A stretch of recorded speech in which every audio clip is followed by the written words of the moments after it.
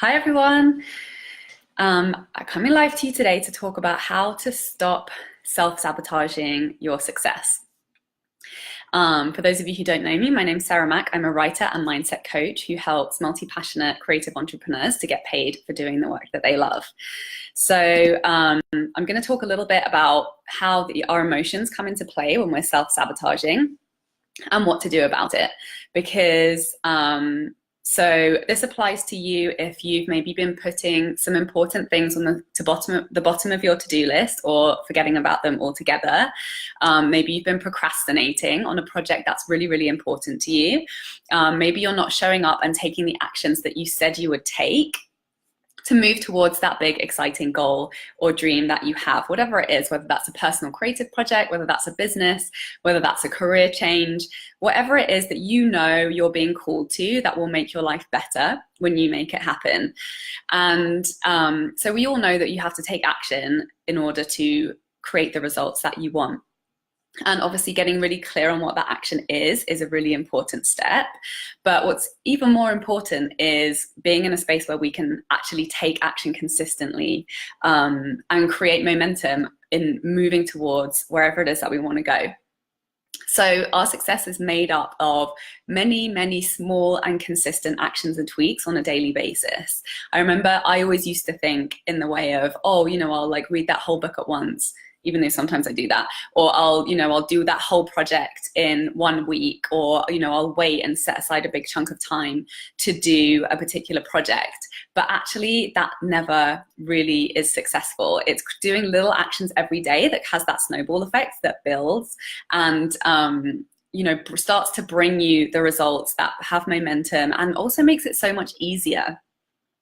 So I'm going to be talking about some ways that you can stop sabotaging now. And the most important thing is your emotional state, because our action is dictated by the way that we're showing up, the way that we're feeling and thinking, the way we're talking to ourselves, the way we're relating with other people. And the one thing that we have the most control over is our emotional state. And it helps to be reminded of that. And to understand really what it takes in order to have that control over our emotional state. And remember that our emotions are always here to teach us something.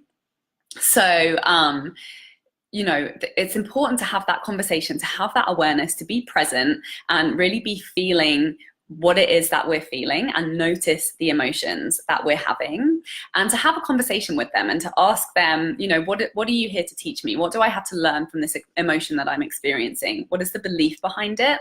What is, what has provoked it? Maybe what needs to change?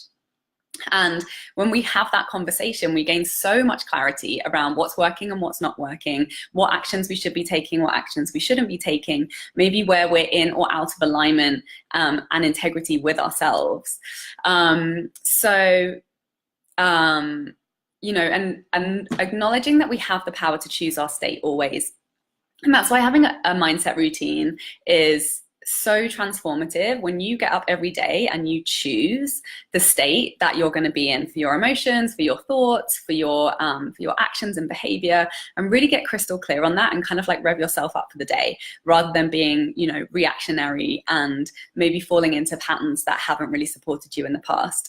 So it's really important for you to find the tools that work for you.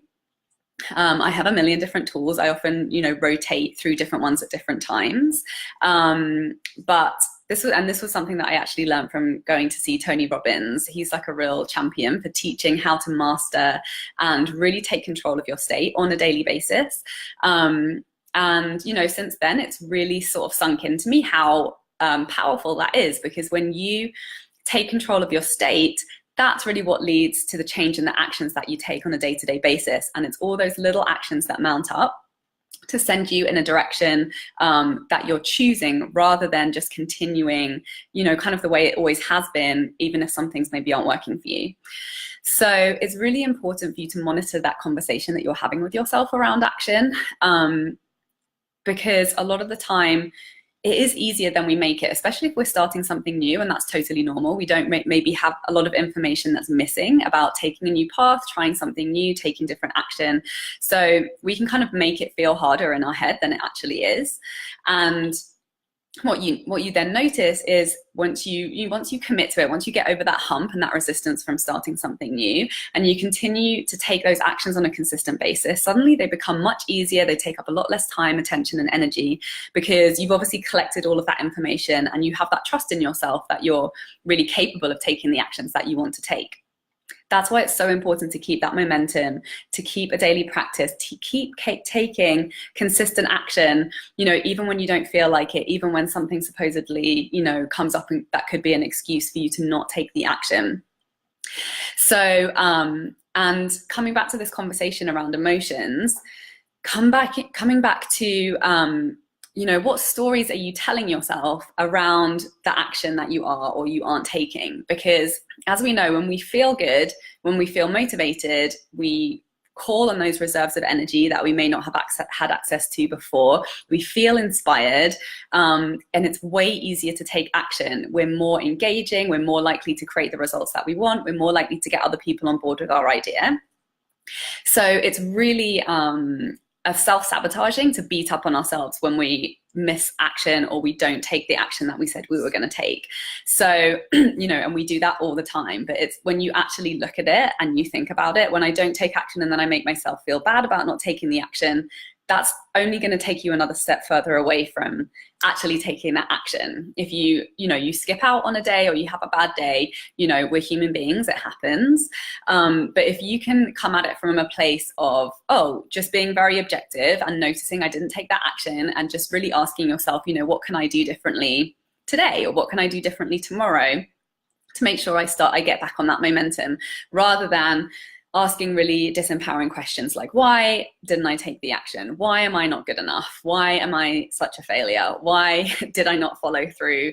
What's wrong with me? These are all like really disempowering, spiraling, self-sabotaging questions. So, really pay attention as to how you are treating yourself in your journey towards maybe something different, a change, or taking action on whatever big, exciting project or goal you are working towards.